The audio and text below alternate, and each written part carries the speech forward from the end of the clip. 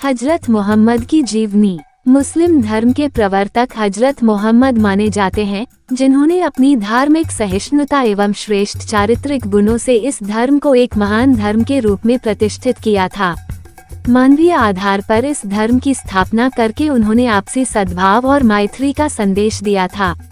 सभी मनुष्यों को ईश्वर की संतान बताते हुए उन्होंने धार्मिक सद्भाव व एकता का पाठ पढ़ाया।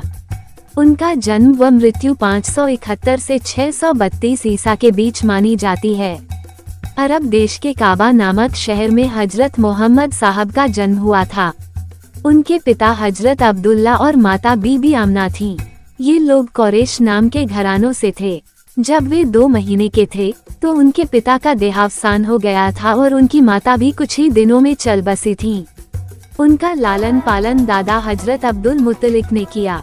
कुछ दिनों बाद उनका भी इंतकाल हो गया। अपने इंतकाल से पहले मोहम्मद साहब की जिम्मेदारी उनके चाचा अबू तालिब को सौंप दी, जिन्होंने बड़े ही प्रेम और चाव से उनकी देखभाल की। बचपन से ही हजरत गंभीर स्वभाव के, कम तथा मीठा बोलने वाले थे, जबकि अरब के लोग दगाफरेब, झूठ बोलने में अपना जीवन बिताते थे। उनकी सच्चाई को देखकर लोग उन्हें अल-अमीन अर्थात सच्चा ईमानदार अथवा सत्यव्रती कहते थे। बचपन से उनमें संतों के समकक्ष गुण थे। उनके समय में अरब में स्त्रियों पर विभिन्न प्रकार के अत्याचार हो रहे थे। झूठ, फरेब, आतंक का बोलबाला था। लोग अंधविश्वासों में डूबे हुए थे। बड़े होने पर मोहम्मद साहब ने रोजगार, व्यापार करने का कार्य शुरू किया। धंधे में ईमानदारी पर उन्हें बेहद विश्वास था। उनकी मेहनत और ईमानदारी की प्रशंसा इतनी फैली कि बीबी खदीजा नामक महिला ने उनको शिराज भेजा। वे तिजारत करने के लिए बाहर गए। व्यापार में उनको काफी लाभ हुआ। फिर वे मक्का आ गए। उनकी ईमानदारी से प्रभावित होकर बीबी खदीजा ने उनके सामने विवाह का प्रस्ताव रखा। उनकी अवस्था 24 वर्ष थी तथा बीबी खदीजा उनसे काफी बड़ी थीं।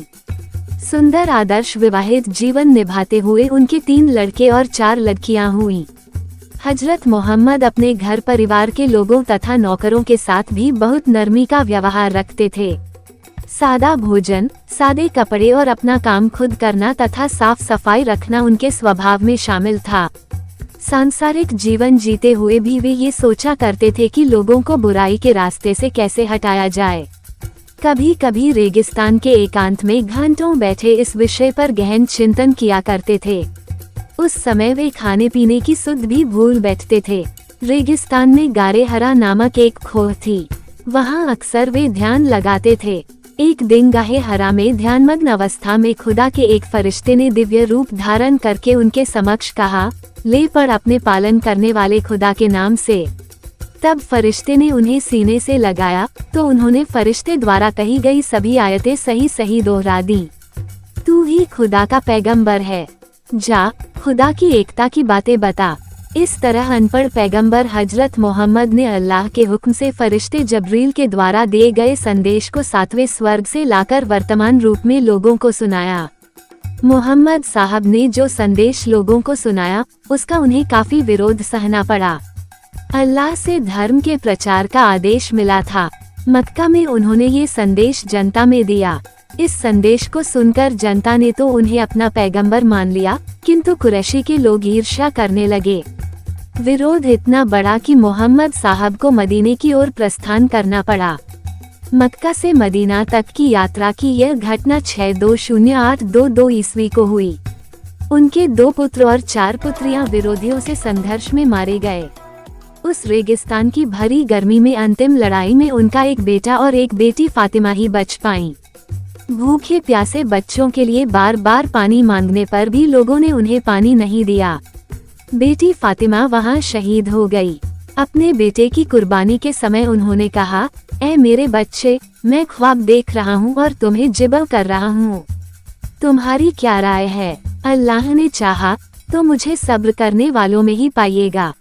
बाप ने बेटे को माथे के बल लिटाया। ये परीक्षा खुदा ने पैगंबर मोहम्मद की ली थी। इब्राहिम ने अपने बच्चों को जिबल करने के लिए छुरी चलाई थी, किंतु कुछ ऐसा हुआ कि वहाँ एक बकरा था जो उनके बेटे की जगह खड़ा था। आकाशवाणी हुई कि तुम मेरी परीक्षा में सफल हुए। इस तरह इस्लाम धर्म का प्रचार करते हुए उन्हें बहुत से अत्याचार भी झेलने पड़े। जैसे जैसे मुसलमानों की जमात बढ़ती गई, वैसे वैसे उनके खिलाफ जुर्म बढ़ता गया। लोगों ने उनके रास्ते में कांटे बिछाए, बुरी बुरी गालियां दी, सिर पर कूड़ा करकट फेंक दिया। नमाज पढ़ते समय उनकी गर्दन पर पाखाना तक रख दिया जाता था। अरब की जलती रेत पर लिटाकर सीने पर भारी तपे चट्टान तब तक उनके अनुयायियों पर भी लादे जाते जब तक वे मर नहीं जाते। कई आदमियों के टुकड़े टुकड़े कर डाले। जुल्म सहकर भी उनके साथी नए धर्म पर दृढ़ता से डटे रहे। हज के समय जब वे इस्लाम का उपदेश सुनाकर मक्का जा रहे थे, तो दुश्मन उनको मारने की फिराक में थे। वहां से 52 वर्ष की अवस्था में जब वे मदीना पहुंचे, तो मक्के में रहने वाले उनके विरोधियों ने मदीने पर हमला कर दिया। सुलह की कोशिश के बाद भी लड़ाई छिड़ी और घमासान युद्ध हुआ। करबले के मैदान में उनके नवासे ने शहादत पाई। करबला की जंग में अपने 72 साथियों के साथ लड़ते हुए उन्होंने जालिमों से समझौता नहीं किया। 6 माह का मासूम असगर हजरत अब्बास, कासिम आदि न जाने कितने जानिशां इस्लाम के लिए कुर्बान हुए। इस तरह अल्लाह के घर काबा का निर्माण हुआ। 1,24,000 मुसलमानों के साथ हज गए। काबा के लोगों ने भी हार मानकर इस्लाम कबूल कर लिया। इस तरह अरब में मुसलमान धर्म की ज्योति जगमगा उठी। 63 वर्ष की उम्र में मक्के का आखिरी हज करते हुए वे सख्त बीमार हो गए, किंतु नमाज अदा करनी नहीं छोड़ी। मरते समय एक आदमी के 3 दिरहम पैसे चुकाना नहीं भूले। इस्लाम धर्म की मुख्य किताब कुरान पाक है। यह आज से 1400 वर्ष पहले लिखी गई थी। इसमें इस्लाम धर्म के सिद्धांतों का व्यावहारिक रूप पता चलता है। अरबी, फारसी, उर्दू, हिंदी, अंग्रेजी, जर्मन, फ्रेंच आदि भाषाओं में इसका अनुवाद किया गया है। कुरान में हजरत मोहम्मद साहब की आयतें लिखी गई हैं। ये पुस्तक पैगंबर साहब तथा उनके चेलों के द्वारा 23 वर्षों में खुदा की सुनी हुई आकाशवाणी के आधार पर कुरान में उतारी गई। ये पुस्तक इस्लाम की बुनियाद है। इस धर्म के मुख्य सिद्धांतों में ईश्वर की एकता, भाईचारा रखना, स्त्रियों और गुलामों की मदद करना, दिन में 5 बार मक्के की ओर मुंह करके नमाज पढ़ना, शुक्रवार के दिन सामूहिक रूप से नमाज में भाग लेना, अपनी आमदनी का 2.5% हिस्सा दान देना, जीवन में एक बार हज जाना प्रमुख रूप से हैं। मुस्लिम धर्म के सिद्धांतों में खुदा को एक मानते हुए सभी पैगंबरों को एक मानना, हजरत मोहम्मद को आखिरी पैगंबर मानना प्रमुख है। इस्लाम धर्म का सार है खुदा या ईश्वर की मर्जी पर अपने आप को समर्पित कर देना। मोहम्मद साहब ने अपने जीवन में बहुत से चमत्कार किए, जिसमें उन्होंने बुराई को अच्छाई में परिणत कर दिया था। इस प्रकार उन्होंने एक दुष्ट महिला का हृदय परिवर्तन किया। जब हजरत मोहम्मद साहब उसके घर के पास से होकर नित्य गुजरते थे, तब वह महिला उनके सिर पर कूड़ा करकट फेंक देती थी। एक बार जब वे वहां से गुजरे, तो उनके सिर पर कूड़ा करकट नहीं गिरा। ऐसे में हजरत साहब ये सोचने लगे कि आखिर बात क्या है। उन्हें बुढ़िया की बीमारी के बारे में पता चला, तो वे उसकी खैर खबर पता करने उसके घर गए। मोहम्मद साहब का इतना अच्छा बर्ताव देखकर बुढ़िया इस कदर लज्जित हुई कि उसने मुसलमान धर्म ग्रहण कर लिया। उसका नाम अजमद था। इस तरह बदर के युद्ध में अनेक कुरैश युवक मोहम्मद का सिर काटकर लाने का संकल्प कर चुके थे। दासुर नामक एक कुरैशी जब पेड़ के नीचे सोए हुए हजरत मोहम्मद पर चुपके से हमला करने के प्रयास में था, तब अचानक हजरत के मुख से अल्लाह का ऐसा स्वर निकला कि दासुर उनके पैरों पर गिर पड़ा और उनका शिष्य बन गया।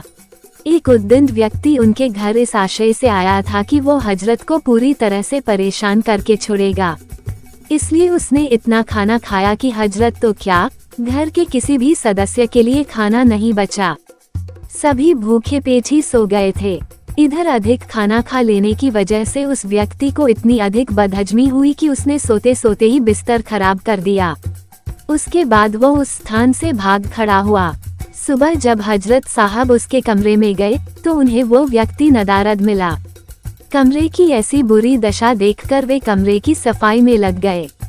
वो युवक अपनी तलवार लेने जब वापस आया, तो हजरत साहब को अपनी गंदगी साफ करते पाया। उनके चेहरे पर जरा सी शिकन तक नहीं थी। वो उद्दंड युवक शर्मिंदा होकर उनके चरणों पर गिर पड़ा और अपने किए की माफी मांगी। इस्लाम धर्म विश्व के कोने कोने में फैला हुआ है। इस धर्म के अनुयायी हमारे देश में भी काफी संख्या में हैं। मुसलमानों में राजपूत तथा पंजाब और राजस्थान की कुछ जातियां भी हैं, जो इस बात का प्रतीक हैं कि इस धर्म के कुछ शासकों ने सामूहिक रूप से बलपूर्वक धर्म परिवर्तन करवाया था। हिंदू और इस्लाम हमारी भारतीय संस्कृति में इस तरह रच बस गए हैं कि दोनों के कुछ रीति रिवाजों की छाप एक दूसरे पर पड़ी हुई है। शिया और सुन्नी दो समुदायों में बंटे हुए इस धर्म में कुछ रूढ़िवादी मुसलमान हैं, तो कुछ उदारवादी। ये धर्म शिक्षा, संस्कृति के क्षेत्र में भी अपनी उन्नति की बाट जोह रहा है।